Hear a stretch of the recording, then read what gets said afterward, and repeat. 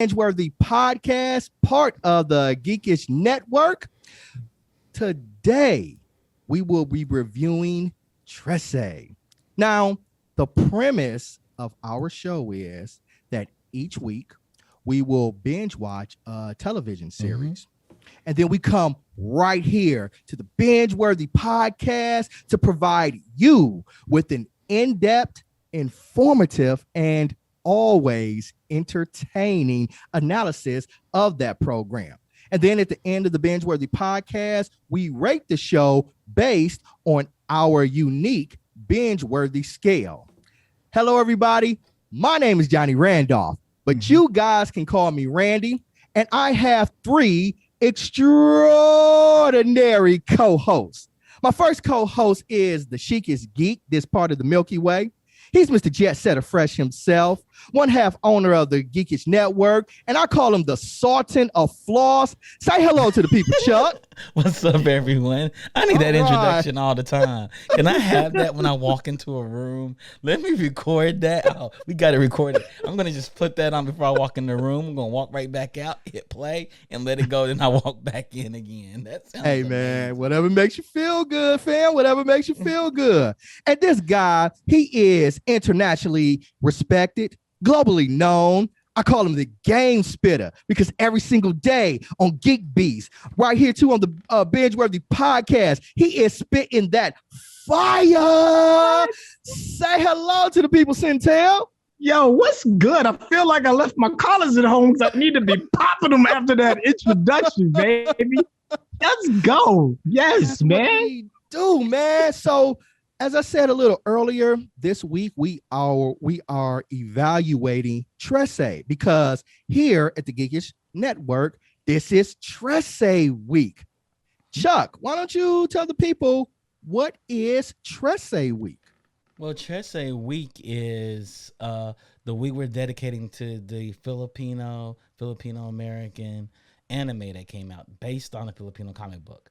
It is the first time that we've seen a Filipino animation actually grace our screens in a streaming service, and Netflix brought it to life. So we're celebrating that. You know, we have Rodney, who is actually one half of the Geekish Network founders, and he's Filipino, and we want to celebrate this. This is the first time where they have a full Filipino cast, full Filipino writers, and they came and brought their culture to us.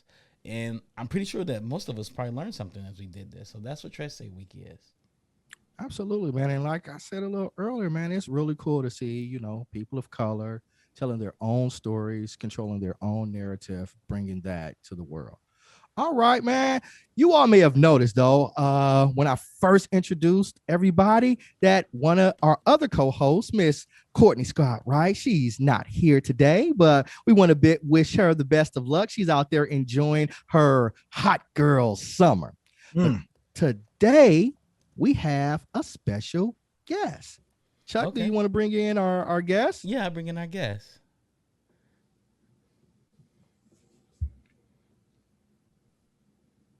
Is joining now. Drum roll. All right. I see him flashing. Hey, Karl. Hey there. Hey, welcome to the BingeWorthy Podcast, sir. Glad to be here. Cool. Well, just a little background on Karl. Karl is a writer and independent researcher who focuses on Philippine folklore and mythology. Having graduated with a linguistics degree from the University of the Philippines, he has since been using what he learned by conducting independent research into myths, legends, and folk stories about the Philippines, focusing on mythological creatures. Suffice it to say, Karl has mad geek cred. Hello, Karl. How you doing? I'm good. Good, man. You're in the Philippines, right? Yep. Born and raised. What time is it there? It's 11 a.m. Okay. Karl's like, I'm about to go to lunch after this. Not too bad. So, Karl, You're an expert in mythology, from creatures from the Philippines. Where did you Yep. develop this love for creatures and mythology? Well, it started when I was an undergraduate in linguistics. We were supposed to do this paper on the numeral systems of one of the languages in the country. And I was interviewing this guy about it. And in between the interview, he'd tell me about this mythical creature from his province called the Minamidtalon. Nice. It's like this dog thing with feet pointing backwards. Anyway, that's Interesting. what me. I dropped the original topic of my paper, focused it more on mythical creatures. And from there, I spearheaded it into my thesis, which was about the myths of the Philippines as well. Nice. Nice. Love it. Syntell, man, do you got anything you want to ask Carl? Yeah, when it comes to mythological creatures, I know a lot of cultures share some of the traits and characteristics of other mythological creatures as well. Like for instance, there's dragons in Japan, there's dragons in Western Europe, there's dragons all over the place. That's a mythical creature that's kind of shared. Are there any examples within the community and culture of the creatures that you've studied, mythological creatures that have been shared with other places or cultures around the world? Yes, there are these creatures called the Manananggal. They are self-segmenters, so that means they can split themselves in half. And the top half is the one that flies and preys on pregnant women. So you can see this myth a lot in Southeast Asia. In Thailand, they call it the Krause. In Malaysia, they call it the Penanggalan. So, yeah. Okay. That is very interesting. Yeah. Yeah. Chuck, you got anything you want to? Oh yeah. Oh yeah. I just want to dive into Trese stuff because I'm pretty sure he's the man. Okay. He has the whole blog on Trese mythological creatures. Did you read? You read the comic, I assume. Yes, of course. Were the creatures adequately represented in the comic? I haven't read the comic yet. I'm trying to get my hands on it. I haven't been able to get my hands on the comic book yet. I want the physical comic book.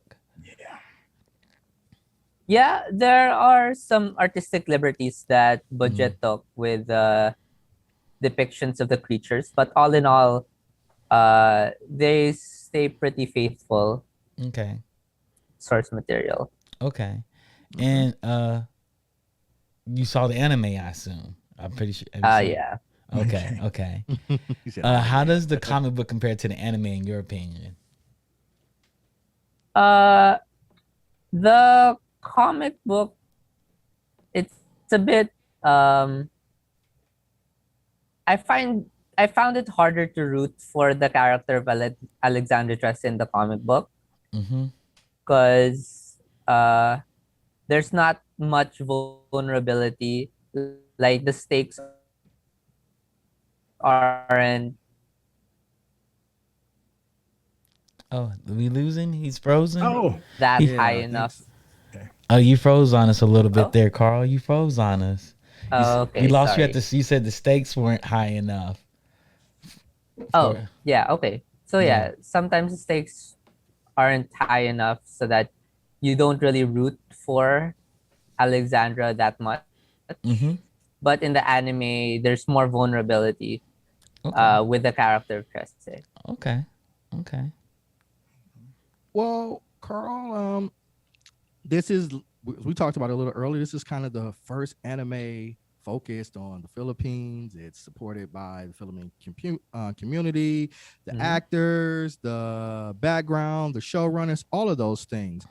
How is Trese being received in the Filipino community?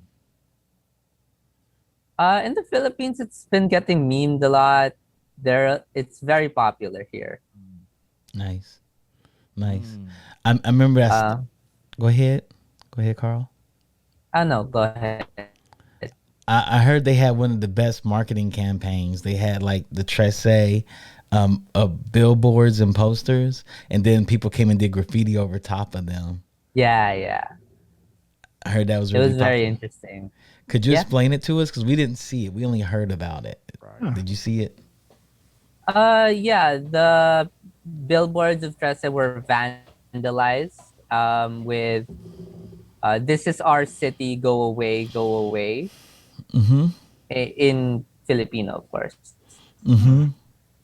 Uh, and there were found footage type of CCTV where you'd see monsters vandalizing the Trese posters.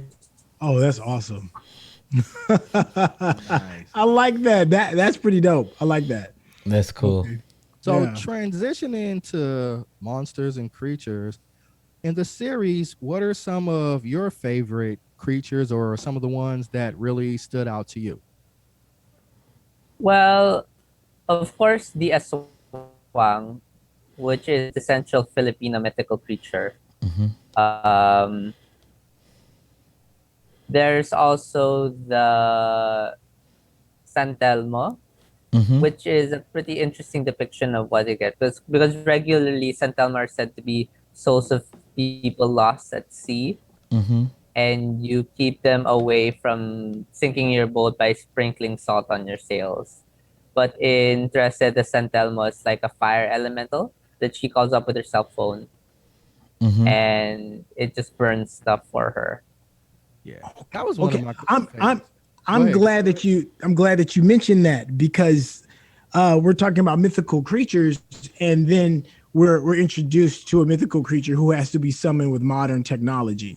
So I was like, okay, I wonder, like, what is the original story behind the creature without the technology? Like, how was that creature summoned? Is there like a correlation with the cell phone and the history of how you bring it in? Can you speak on the history on how that works? Well, the cell phone summoning ritual was artistic license Okay. given done by Budget himself. Okay. But usually you don't summon these creatures. Like, they just appear in their realms. Okay. Okay. I have a question about a creature. The Okay. Tikbalang. Oh, tikbalang. Yeah, Tikbalang. So the Tikbalang is horse, but not horse. Well, you know the mixture of that creature, where that came from? Yeah. It's a reverse centaur. Oh. So they have like the upper part of a horse and the Mhm. lower part of a human. Okay. Okay. Right. So, I'm sorry, Johnny. I'm over here just going. Did you have a question? man, go ahead. Go Okay. ahead. So one of the things that's like really noticeable about the series, well, at least for me, was just how kind of like visceral some of the violence and the gore is. Especially with one character in particular, towards the very end, there's a man who's literally cutting chunks of his body off, and making people eat them. I had a couple of moments where I kind of had to like look away from the screen because that's just kind of tough to kind of just to kind of bring in. But it served its purpose. It served its purpose in being gruesome. Was the level of violence and blood that you saw in there, was it like on par with the expectation of these creatures, or like just how did you feel about that? Or did budget go too far? No, it was pretty much what you'd expect from stories like this. Because if you talk about Aswang, it's very bloody, especially the depictions that they have with local movies. Mm-hmm. So yeah, it just met expectations. Okay. Okay. Another quick question. This is your personal opinion.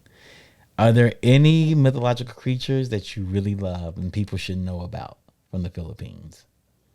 Oh yeah, definitely. There is this being called the Taawi. Mm-hmm. Uh, and it's a monster that eats people, but it cannot digest eyeballs. Oh, So if you capture it and rip open its stomach, you can resurrect its victims from the eyeballs. Oh. Really? How difficult is it to capture one, though?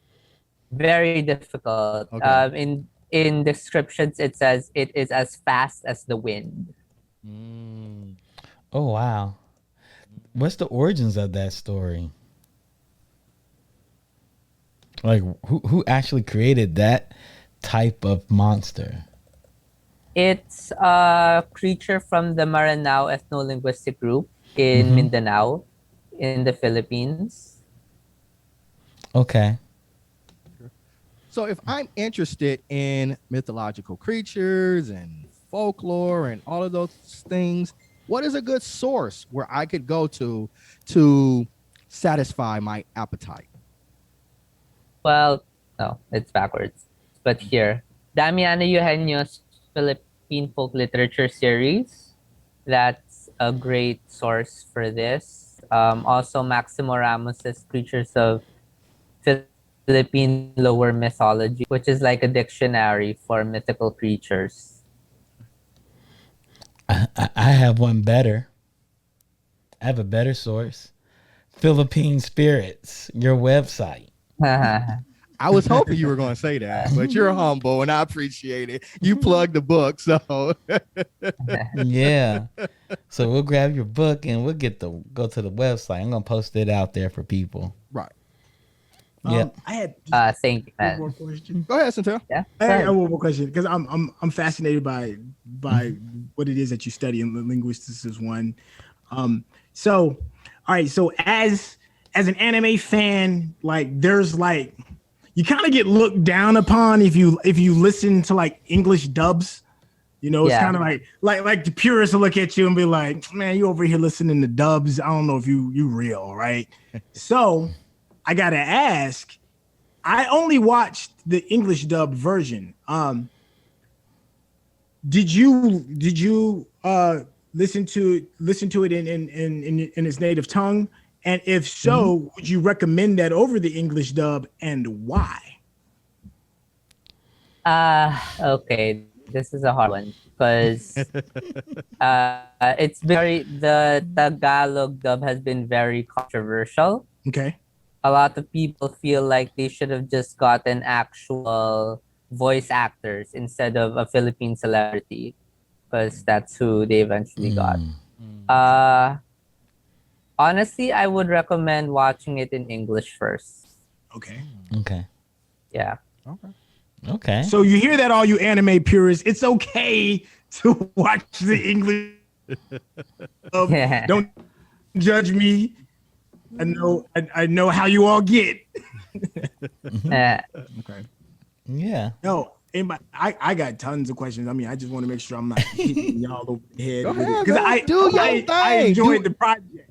Do I your enjoyed the thing, project. man. Do you have time? First of all, let's ask Carl. Does he have time to stay a little longer, or do you have Yeah. somewhere to go? Okay, he has a little bit of time. Of We gotta course. get into this, Syntell. We gotta get to the show. Oh, I am because you get a chance to veg out from a different perspective, right? So and that kind of jumps into this question as well. As somebody that watches anime, I definitely respect your geek gangster.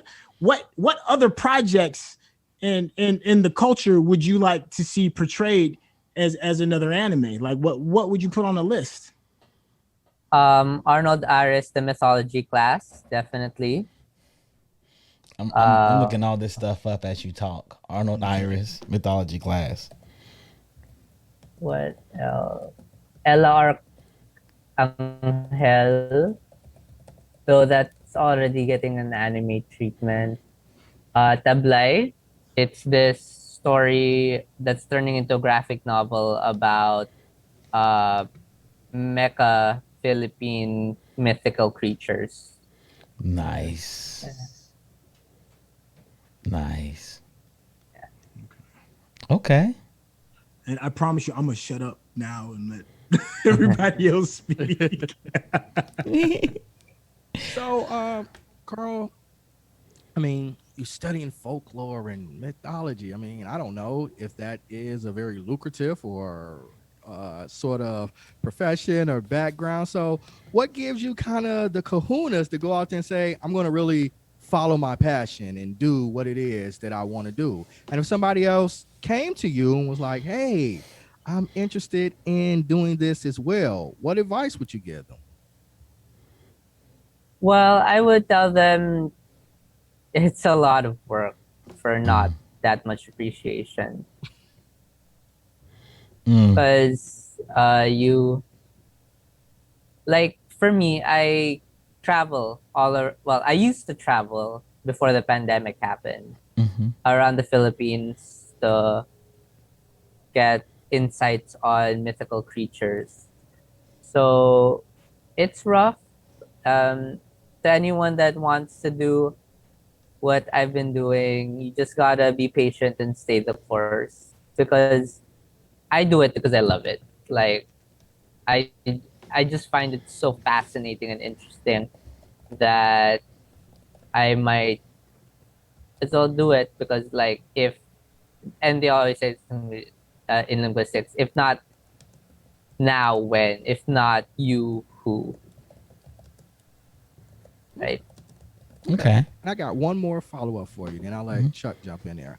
Okay, in mythology, let's say Greek mythology, Zeus is king of the gods, right? Or if we talk about Egyptian mythology, we've got Osiris and Isis.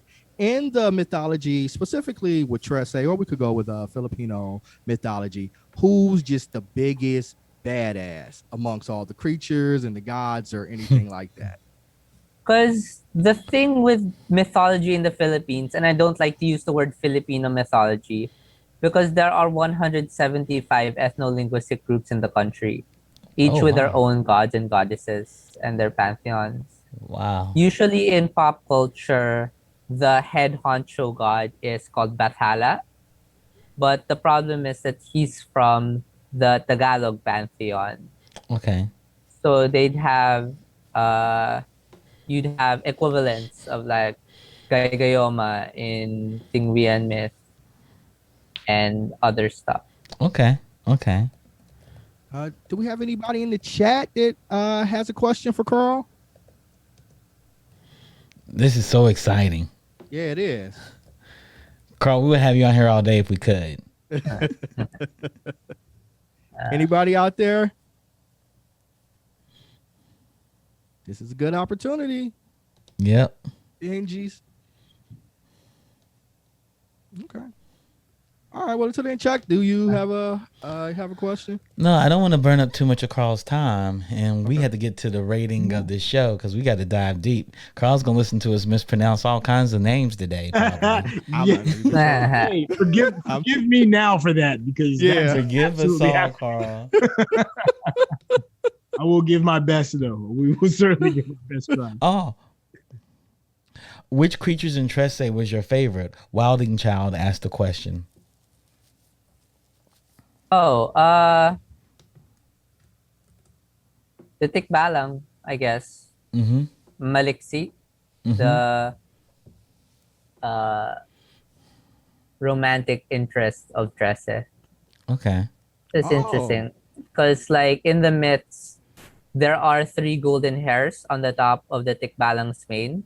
So if you wrestle it and get those 3 golden hairs, you can make it your slave, and it will have to obey your requests. Wow, that's probably almost impossible to get those 3 golden hairs. Is there a story where somebody actually got the 3 golden hairs from one? Yeah. Okay. There's few. Okay. I don't.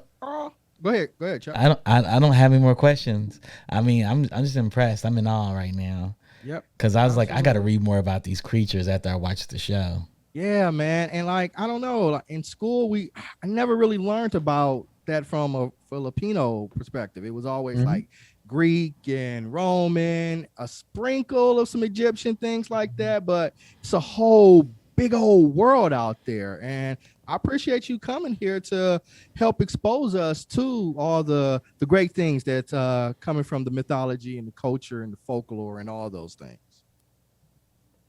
Of course, no Yeah. problem. Thank you, Carl. We're about to have you on here once more because I'm pretty sure more things are going to come out of the Philippines now. As they should. Yeah, of course. Yeah. And you let us know when you're working on something. Yep. When your anime comes. We'll see. We'll see. Yep. Hey, you got a home and friends here at the Geekish Network, Carl. We appreciate your Yeah, time. we Sir. appreciate your time. Thank you so much. Thank you. You have a good day. Enjoy the rest of your day. You too. All right, take care. Have a good day, guys. Bye-bye. Bye. But that was awesome. It was awesome. Yeah. A nice little deep dive. Yeah. Yeah. Man. I like that. It's a nice little geek dive. Absolutely. Yeah, geek dive. We're going to start using that. Yeah. Yeah. Okay. Go ahead, Chuck. I hope the chat really enjoyed that.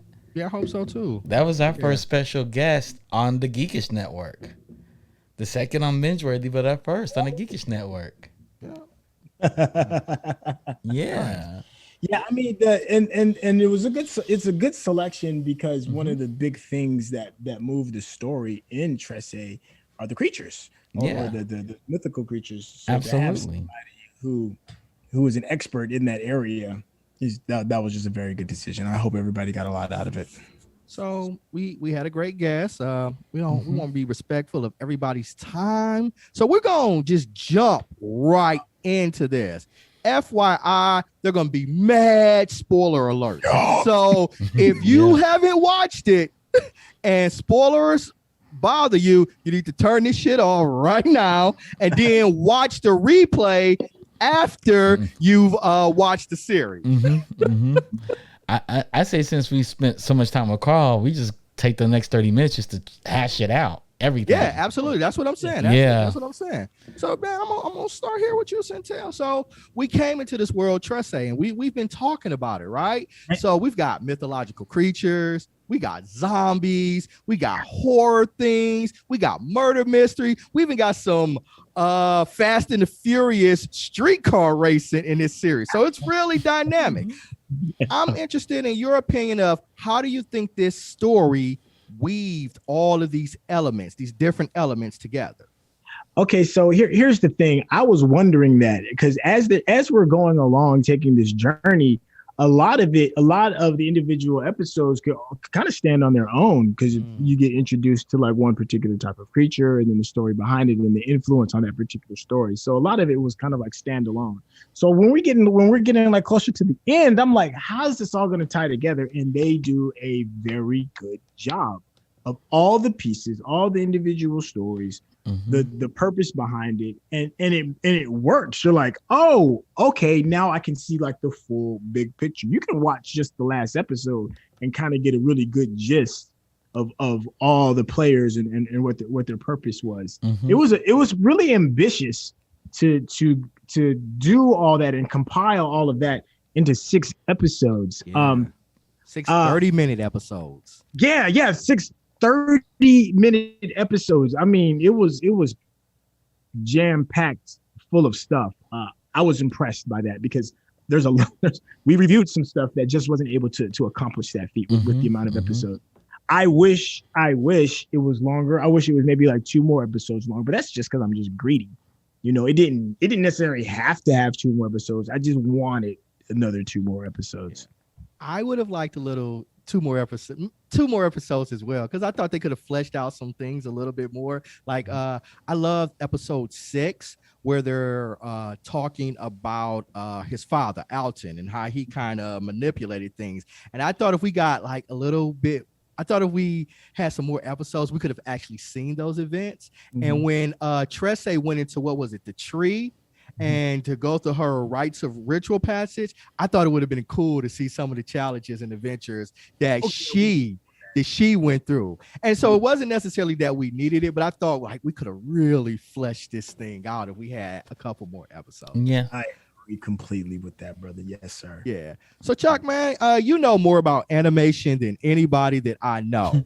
How did you feel about the quality of the animation for this series? The quality of animation was okay. It was definitely inexpensive animation. You could tell. I do love the art style. The art style, I think, was beautiful. If it's fitting, I wish Netflix could see the beauty of what this story was, and at least double or triple the budget of it all. There's a lot of stills in it, a lot of cheaply done anime. It's a very smart animation style. It felt like something that came on Cartoon Network. They were targeting a specific viewer, where they were unsure if this was going to do well or not. Like, I think, people said there's a pilot episode. I think this was a pilot season. That's what it felt like to me. It felt like this is good. The animation was good enough to sell. The story trumped animation. The story was so good, and some introduction of the characters. I wish there was more movement in the animation itself, but the art style I do love. I love how they drew the characters, and particularly the combo, the twins. I really did like them. I liked how they felt, and I wish we had more characters like that. And we had a limited number of characters we dealt with too. Yeah. The Philippines is a very big place, and I wish we could have delved into more. And that's why we would have had a couple more episodes. I feel like we could have done some of those things. Because I'm imagining when she went into that tree for 5 years, it was all kinds of just like dope shit we probably would have came into. She was gone for 5 years. I'd imagine you could probably run an entire season just off of what's on in the tree. Yeah. And what her father was doing outside the tree. Yeah, man. You gotta think he went to war after he put her in the tree. Like, he went to war. Yeah, we're gonna talk about the father just because I got some questions about him. How much of what we're saying is true. Like, yeah, man. So, but we're gonna talk about we're talking about that. Yeah. There's so many questions I have leaving this season. Like, when she came back after she went into the altered world with the God of War, and when she came back, we don't know what time period she's in. But we do know is that everybody she loved behind her was assumed dead. Like, even the twins were gone. Like, they all were there and they're waving at her, right? They're all lined up and they're waving at her when she had the vision of them. So we're not even sure if they're still alive or not. Absolutely, man. So in this series, like, we've talked about all the creatures, but one of the things that I noticed is we saw some like government corruption, police brutality, exploitation of the poor. So it infused a lot of political elements. How do we, Syntell, how do you think that impacted the story? Yo, the police brutality was one of the, for obvious reasons. The police brutality was one of the first things I like really picked up. I'm like, yo, y'all really about to go there. And that whole moment of what's my name, I felt that. Tell me their names. And then there was, of course, there's the reveal when, he's like, I'm haunted by these names. Tell me yours so that I can, have reverence with that as well. But it lets you know that some of the connecting issues that we have can be global issues. There's political corruption. That's the thing that we see here on the state level and the national level. You see it on national levels in other countries as well. Abuse of power. That's just, it's to incorporate that, because a lot of these monsters are kind of like gangs, right? And there is kind of like gang warfare within the city, and the manipulation of power structures in order to enforce their will, and the people that suffer from it, the small people through police brutality, corruption through elected officials. So it was just cool that they put these mythical creatures in real world situations and connected the dots and made it be like, okay, I can kind of see that happening. You know what shocked me when I saw this? Humans are still the real monsters. Because the mayor was horrible. Like, he was just humans horrible. Are still the real monsters. Yeah. And those cops were out there. I was like, they're pissing me off already. And the Philippines is going through that right now. Yeah, absolutely. The president is on some real Donald Trump like shit, like real bad. Like kill everybody that's assumed to be drug dealer. Yeah. Like, we don't question them. We just execute them. Well, that definitely speaks, a lot of truth to the art You know, your art is what you is based a lot of times on your environment. So that speaks that truth. Good for them. Good for the writers to be bold in the art. One thing I liked about this, the comic book is in black and white. Is it always because it started that way? It's always in black and white. It's in black and white. And there was talks at Netflix about making this black and white, and they pushed it into color. And I'm glad they did color though. That would have been interesting. Because as bloody as it is, I think you need to see the red. Imagine if they made it all black and white and the blood is red, like kind of like Sin that City. Would be kind of cool, like a Sin City kind of thing. Feel. That's what I was thinking, Sin City. Yeah. Yeah, but I do like the fact they use color. I do it because they use really good muted colors. Like nothing was like really, really bright. It felt a lot of things felt neutral. Yeah, I thought this series was brave. And a lot of things it did, and I'm gonna skip ahead just a little bit. Episode, I think it's 3, where we have about the actress and she has a baby and souls with babies. I was like, oh shit, Netflix really took it there. They show her killing a baby, leaving one in the room, and then the souls of the babies coming back to haunt them. So I thought this series, it did not play it safe at all. Chuck, what are your thoughts? Man, I thought this series went there. I think they went there a number of ways. The fact they went into Tagalog, I think it's Tagalog. I won't say that's the language they use. On my subtitles it says Filipino. I was like, there's no language called Filipino in the Philippines. They put Filipino, and I'm assuming it's Tagalog. That they actually spoke it, and they brought it up, and I thought that was powerful. Because they could have played it completely safe and made it all in English. The fact they used native tongue in certain parts, and that the voice cast in English, I kind of enjoyed, and I thought it was good. I thought the monsters are good. They didn't spend too much time exposition explaining who they were and what they were. I was happy for that. They just it was like they dropped you in this world and you just ride with it. Yeah. Syntell, how'd you feel about? Because a lot of times I think series get bogged down. They try to explain every iota about the creature or or anything, and it can slow the story down. I think we saw that in Yasuke when we were evaluating it. It kind of slowed it down, the constant flashback. So, but this series, as Troy pointed out, just kind of went with it, and we didn't get a bunch of backstory. Do you feel as like that was effective for the story, or would you have wanted to know more? Well, there were some things I did want to know, but I understood that speed is of the essence. And like, for instance, the methods that were used in The Conjuring, they didn't really go into a lot of detail regarding those methods. You just saw her doing a lot of this stuff, and you just kind of just went with it. And I thought that was pretty cool.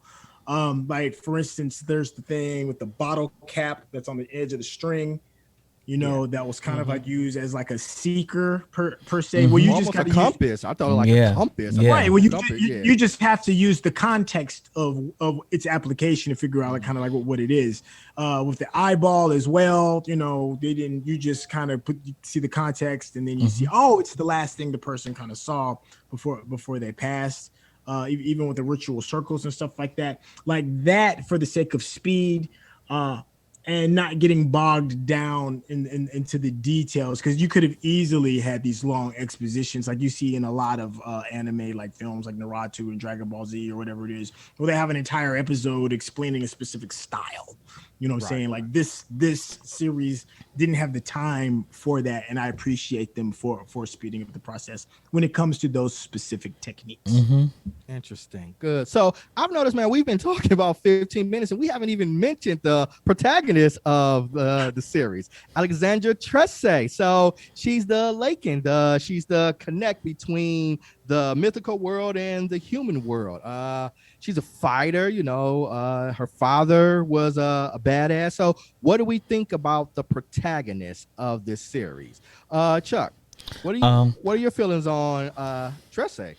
I think I'm going to say this is maybe controversial to the Filipino community. I think Shay Miller was a great voice for Alexandra Trese. That somber, I thought she was cool. She reminded me of Constantine, but not Constantine at all. She reminded me of that. She reminded me of, like, she felt like kind of like she knew the world and she was content of being in this world. And she was a detective. She was there to solve all the missions that had magical and mythical creatures involved for the police department. And she wasn't afraid. She was not fearful of anything. You know. What are your thoughts, Syntell? The Constantine reference is really good, Chuck. I felt that immediately, and I'm a huge Constantine fan. He's just cool, you know. He deals with otherworldly activities and still has like a bit of a Batman element. Her hands and her combat is more Batman-esque than Constantine is. She's badass. Yeah, because she got hands for you. Like if you really want that work, she got it for you. And then there's like a little bit of a Batman-esque with her double Robins as her sidekick. They help with detective work, and they're just bodyguards that can give you that work as well. And you still have like a bit of like the Commissioner Gordon kind of feel that goes along with it with the police chief. So there was a lot of, I'm not sure if that's who the writers and the creators of the story were basing it on, but I would believe that they would have like a strong influence on her character. I thought she was okay. She may not be the warmest person to warm up to regarding her character, but if you think about the space that she's in and the things that she sees, it makes sense that she would seem kind of cold. Whereas Constantine, it's easier to give him to let him off the leash because he kind of like falls into alcohol and he's smoking his cigarettes or whatever it is, his vices, in order to kind of like justify the way he acts. She doesn't really have that. So it's just I liked her. She just wasn't, to me, she wasn't the star of the show, if that makes sense. There was other elements of the show that I liked that made it a lot more and those watchable than specifically her. And for her to be in the protagonist and push the storyline, like outside of her honey things, we don't know that much about her. That's why I thought another 2 more episodes, those are things we could have fleshed out maybe a little bit more about her. Okay, can I say something to Syntell? Like you know, where he relied on where Constantine relied on alcohol and smoking, she cried. She cried in this episode. Like she got her moments to herself, and she cried to herself twice. We got her twice crying. Yeah, like she was still in pain from what happened to her father. She came back. He pushed her. She lost her mother. She necessarily doesn't know how she lost her mother, right? Her mother was like, "Go to the hiding place." She saw the body. She saw the body. But she said, "Oh, we did see the body. She did walk by. Yeah, walk right by the body. Yeah." But her mother said, "Go to the hiding place right now. Don't come out until I come and get you." Yeah. So So you don't know what happened there. We don't know how old she is. I was interested because she looks to me really young. Like she's still growing in her power and her knowledge. Because when she went into the tree or whatever, she looked like she's about 16, 17 years old. When she went into the tree, she didn't seem that old though. I don't know. She didn't seem very old to me when she went into it. No, she didn't. And I don't know how long they age or what time period it is, but she did not look very old. All we know is the twins were boys. They were like young boys, and they were men when she came back out. Or we see her, and they're men. Let's transition to. Go ahead, Basilio. Go ahead. No, please. Let's take that transition. I was gonna say let's transition over to the brothers, man. I absolutely love them as adults. Crispin and Basilio, yeah. They were just amazing to me. Like and we talked about maybe Trese was a little stoic. They definitely were not. They were visceral. They were raw. So, how we feeling about the brothers, Syntell? Yo, I really loved them when it was the drag street racing episode when they saw the other two spirits. And they went over like they knew that they were spirits, that the two ladies were spirits, even though we didn't as the audience. But they went over kind of like to holler, like, hey, what's going on over here? Let me get these out quick. Yeah, I mean, and it made them a lot. Yeah, it made them breathing more life into them because their faces without the masks are a little flat. But then when you put the masks on them, it adds a whole other element to them because they look dope. And then it's just it's just cool to just see them have that pistol work to go along with it. Like I've never seen that done before, like that. They were a lot of fun. They breathed a lot of life. Yeah. And they showed the humanity of Trese. I think they showed the humanity of Alexandria too, because when they needed to escape, they grabbed her and they flew off with her. Like it wasn't her own power that she could do that. Like she was there. Like when she was in the house and they were like, "We're not gonna wait for you to come bust up in here. We knew it was time to bust up in here. Right, we're gonna have some fun. You can't leave all the work to yourself." Yeah. And after the race, gun out in the end. Yeah.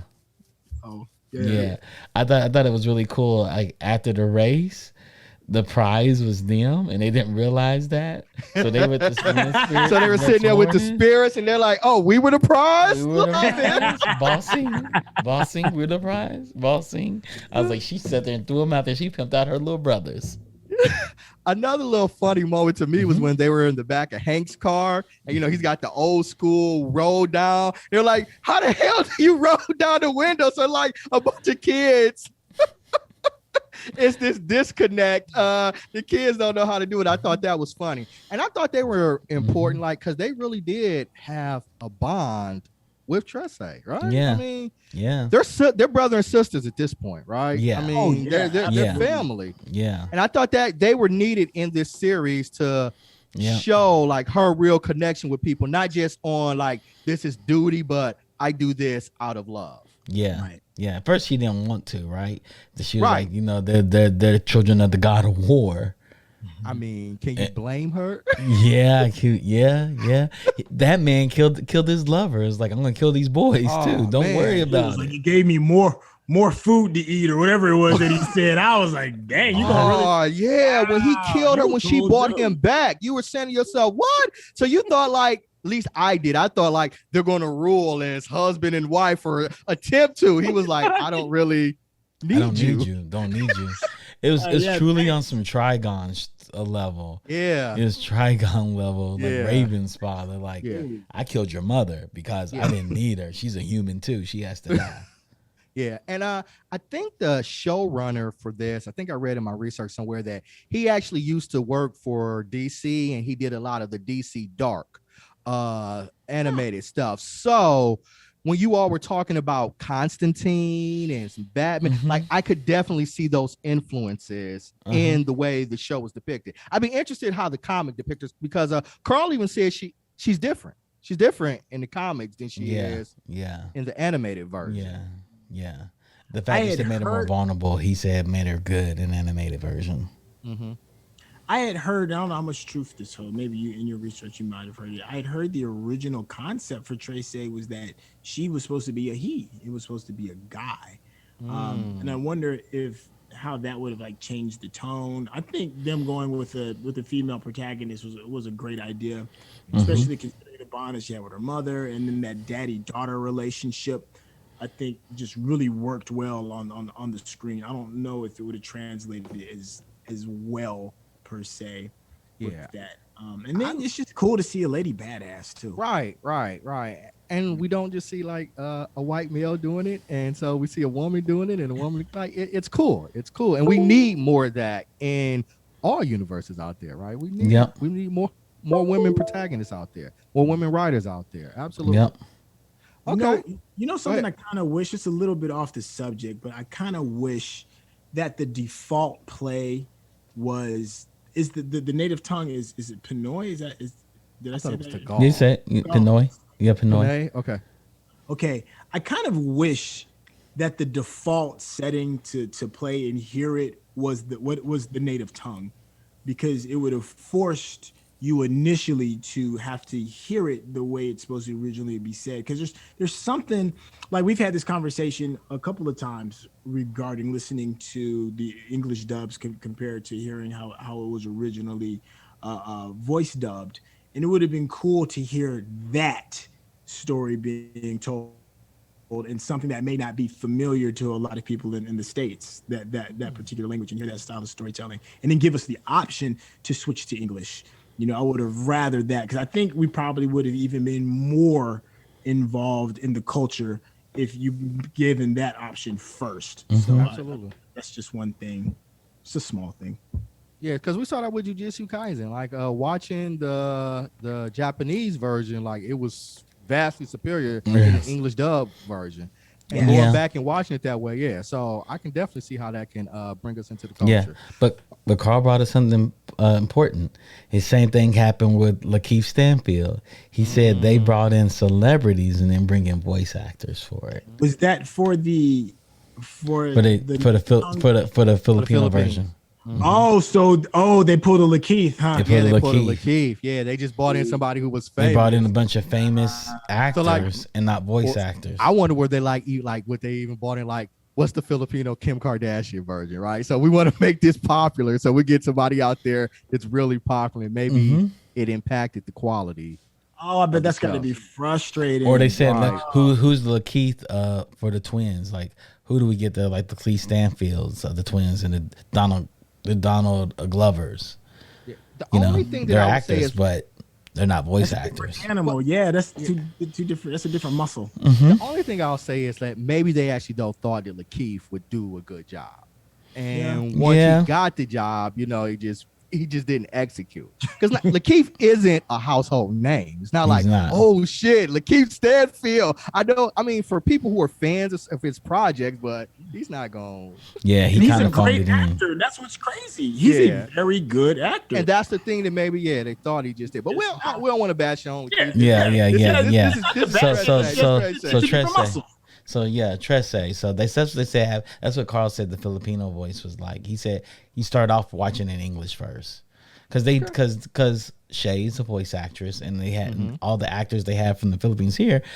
They have both of those skills. You got to think they're like black actors and actresses where you're a comedian, you're a voice actor, you're a stunt person, you're a normal actor, you're a stage actor, like you're everything when you do in Hollywood, because you have to be. Okay, you're just trying to get work. One of the characters, they stood out a little bit to me was Nuno, right? Nuno. The guy, he's coming out of the sewer. He's a snitch, right? He's snitching on the underworld with Trese. Yeah. So, I mean, we've had a lot of snitches in literature, right? I think of Bubbles from The Wire, Huggy from Starsky and Hutch. We even go Leo DiCaprio in The Departed. So he's up there with the famous snitches, at least to me. And at first I thought he was kind of a bumbling character. Like, I was almost what's the dude's name from Star Wars? Jar Jar Binks. Yeah, Jar Jar Binks. But like his arc, he had a full arc, I thought, in this series, from who he started off to even in the middle to who he eventually became. Yes. How did you guys feel about Nuno? I liked the arc. I thought it was interesting. I liked the arc because I didn't like him at first, because I'm like, here goes the snitch. There's always one. And then when you find out that he had a bigger scheme, a bigger plan, I was like, okay, that was cool. I honestly didn't see that coming. So yeah, I know that was a total surprise. I mean, when he came out as a snitch, I was like, he's a snitch with some badass creatures with him, though.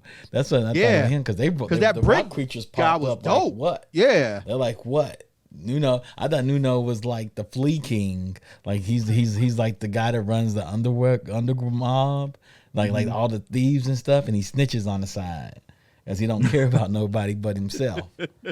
Like, look, I have my underworld, I got my muscle, but I snitch on people in a minute.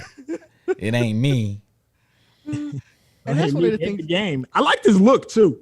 I thought his look was cool. I thought the art style for him was really cool. Yeah, and those are some of the things like I'm looking forward to in season 2, because as we said, and it helped the project. We didn't get a lot of backstory, but we can build on a lot of characters if this is a season 2. And I hope they give us 8 or even 10 episodes, or even expanded maybe like 45 minutes as opposed to 30 minutes, because I really enjoyed being in this world. Yeah. Well, let's jump to the big bad. The big bad. Syntell, I know you love a good villain. I know that's your thing, man. Hey, baby, that's my bag. So was it the God of War? What's his name? Oh man, let me pull up his name. Yeah, I just had it myself. I just had it. Okay, yeah, we'll have to come to one of the things though that he in episode 6, he's telling Trese like, "Your father ain't the hero you thought he was. He kind of ain't Datu, shit." I got his name. His name is Datu Talagbasau.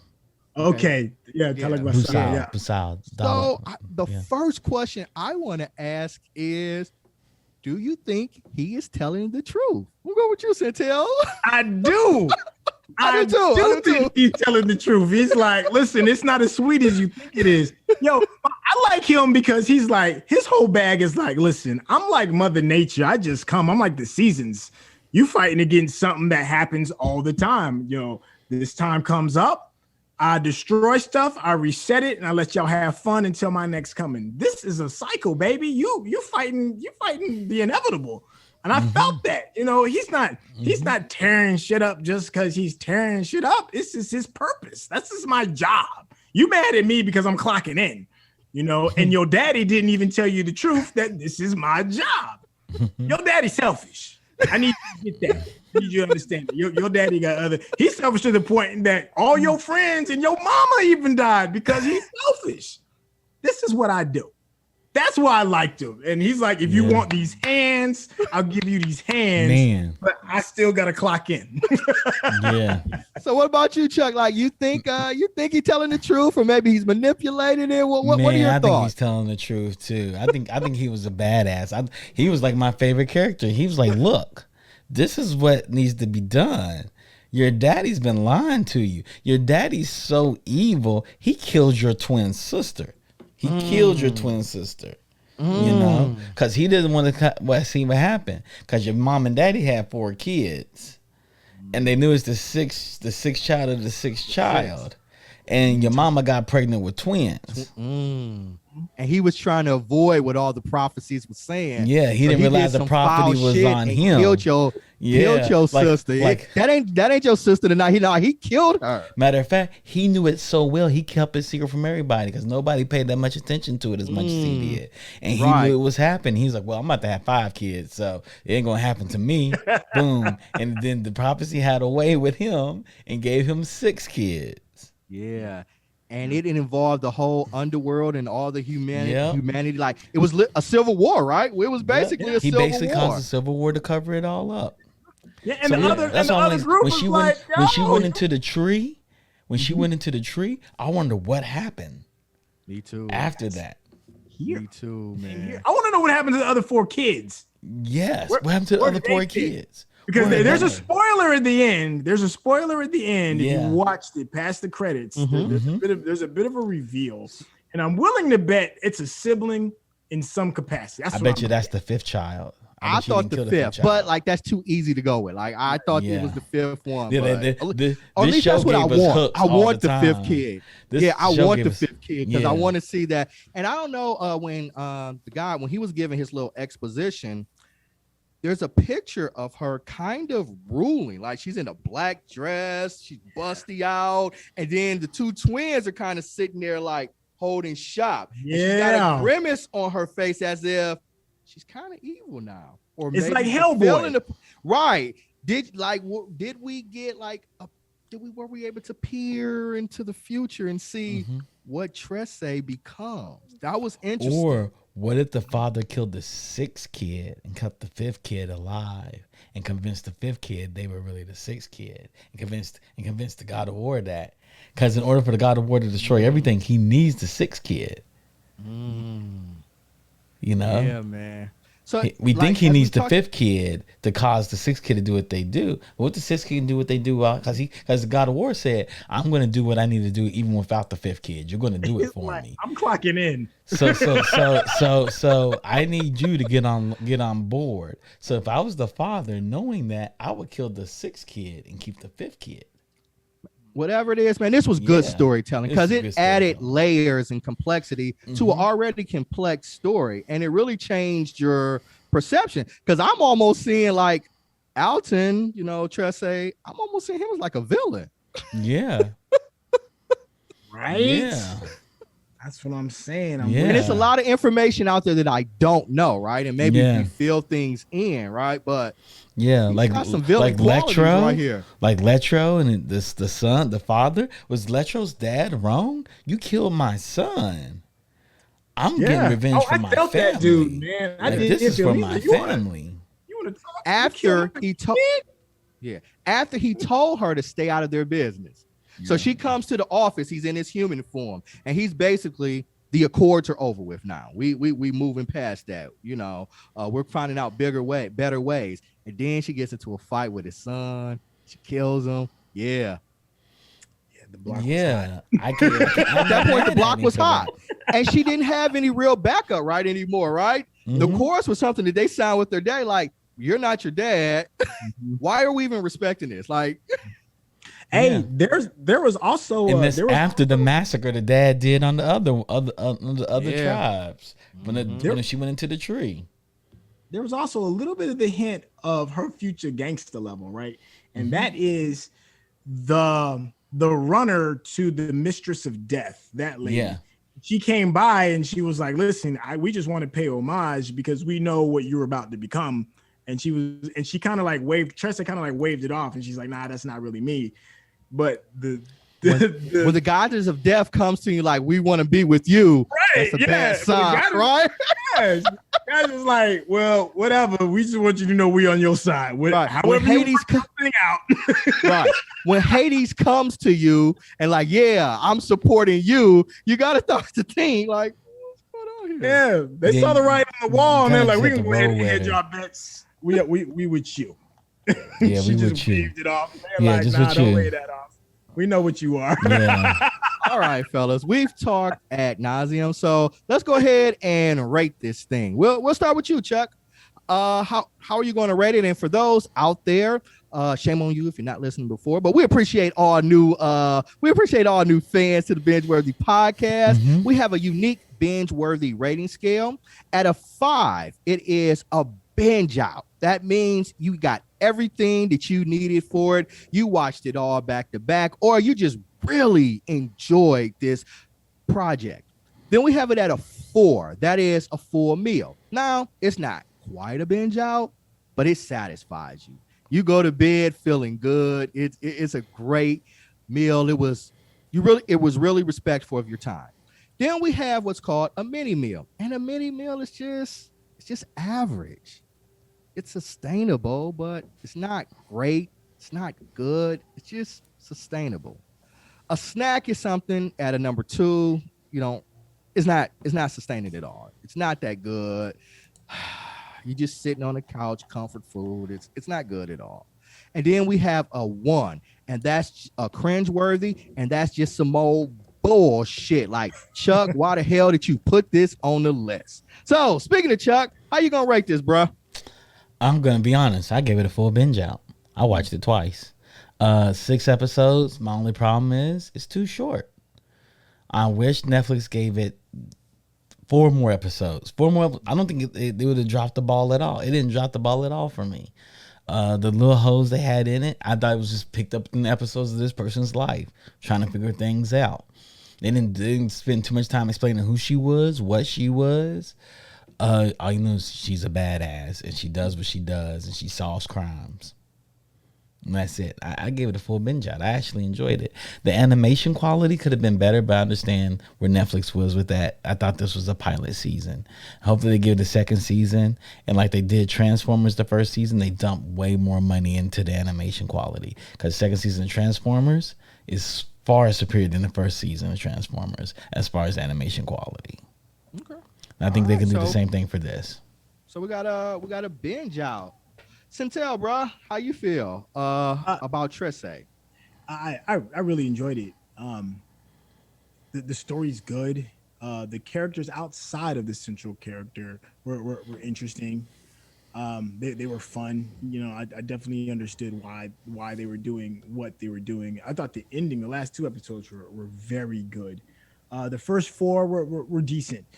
For me, a full-blown binge out is when I really do just binge it out. It's just I just literally can't stop watching it. Unfortunately, this just wasn't that for me. Not to say I didn't like it. I absolutely enjoyed it. It was good, but I just didn't feel compelled to be like, I have to see the next one. I have to see the next one. So if there's a way, or I know we have those in between ones. It's in between a 4 and a 5, a 4.5. It just barely fell short of a 5, just because it just didn't have me nonstop with it. But I would absolutely recommend it. I'm looking forward to season 2, and I enjoyed the run. So a 4.5. Yeah, so we'll put that in a full meal, right? Is that fair? We'll put it as a full meal. Ain't no halves, dog. Ain't no half size. Right, right. Ain't no halfway buffet, cooks right? out here. It ain't a binge, y'all. It's a buffet.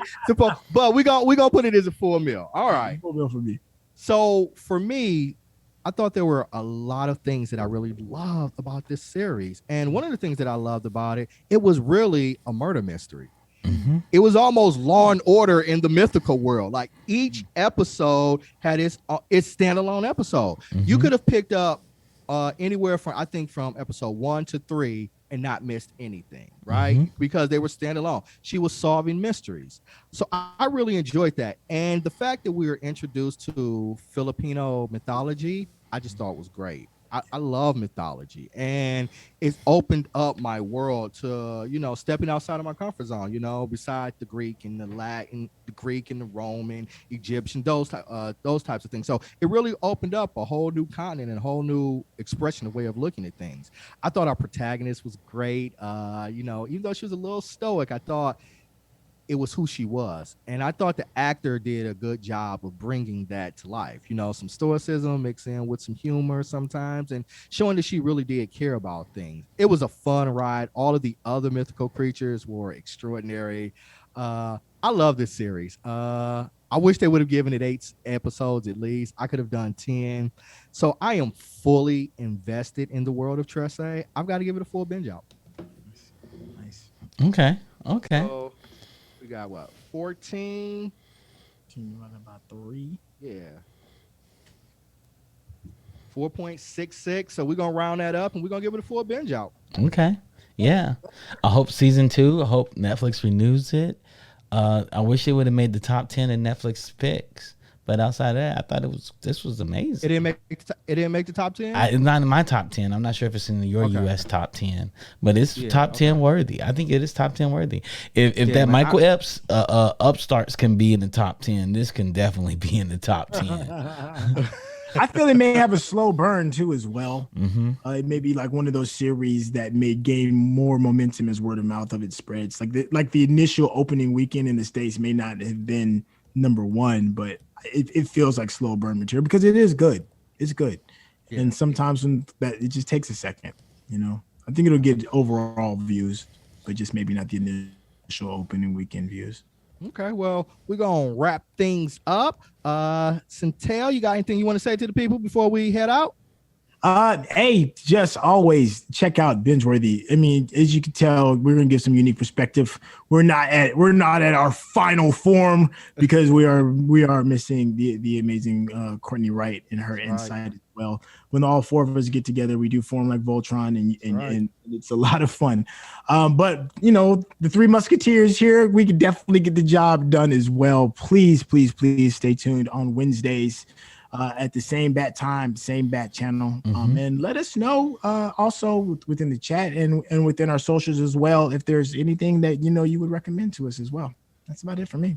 All right. What about you? Boss man? You got anything you want to say? I just want to tell everybody to definitely tune in. We have more to come, more shows. If you haven't watched Trese, watch Trese.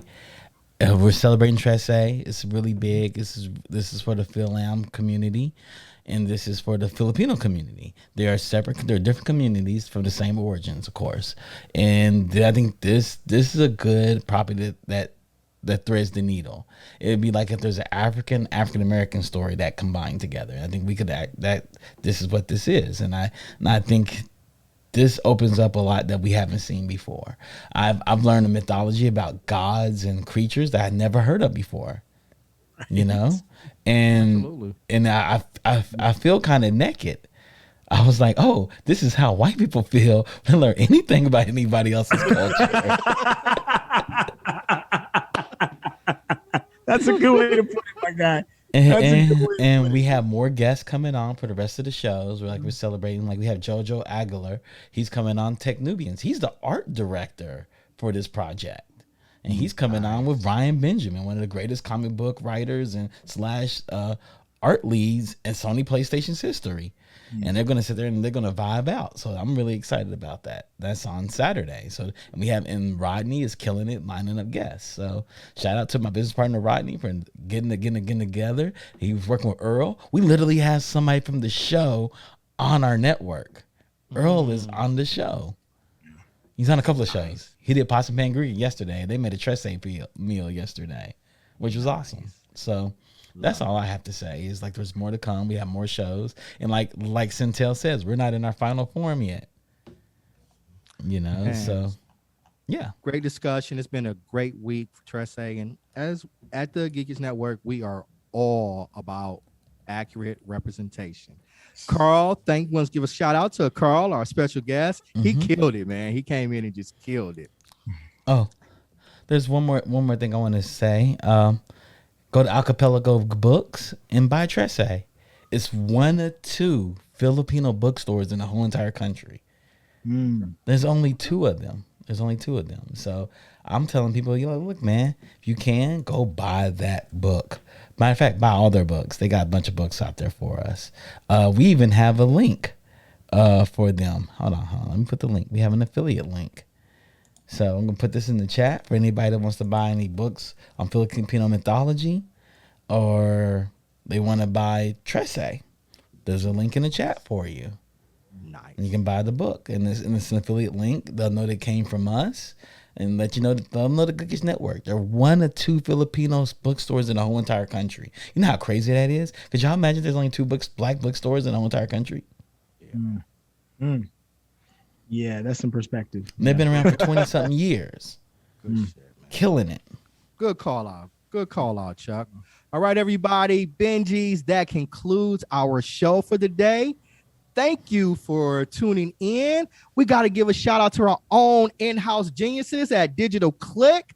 They provide all the art that we have here. I am going to put their website into the chat. If you're looking for artwork or anything like that, don't hesitate to contact Digital Click. So please follow us on Twitch. And if you love what you see, please link your account. It won't cost anything to you, but it will mean the world to us. With that being said, thank you guys again for tuning in. We're going to be back here next week, Wednesday at 8 o'clock Pacific time. You mean Thursday? Thursday? Tomorrow's next week, Wednesday. Oh, you're right. I'm lunching. I thought you meant talking about tomorrow's show. You're right. If we want to talk about tomorrow's show, we got 2/3. We got 2/3 of Geek Beast here. So tune in tomorrow at 7:30, and also listen to our ladies at Origins Illustrated. Our sister Cortney Scott Wright is on there. We've got Clarama and Kathryn on there. Yep. So these ladies are dynamic, they're insightful, and they really know their stuff. So please tune in to Origins Illustrated.